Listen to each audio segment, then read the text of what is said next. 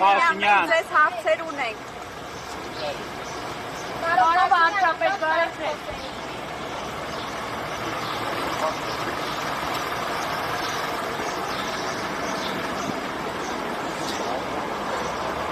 Ինչպես տեսակ Նիկոլ Փաշինյանը արդեն Երևանի պետական համալսարանում է, նա մեքենայից իջավ, բարևեց իրեն սպասող Ժաննա Անդրեասյանի և Հովհաննես Հովհաննիսյանին և ներս գնաց լրագրողներին, որ նրան հարցեր ունեն, նա չարձագանքեց։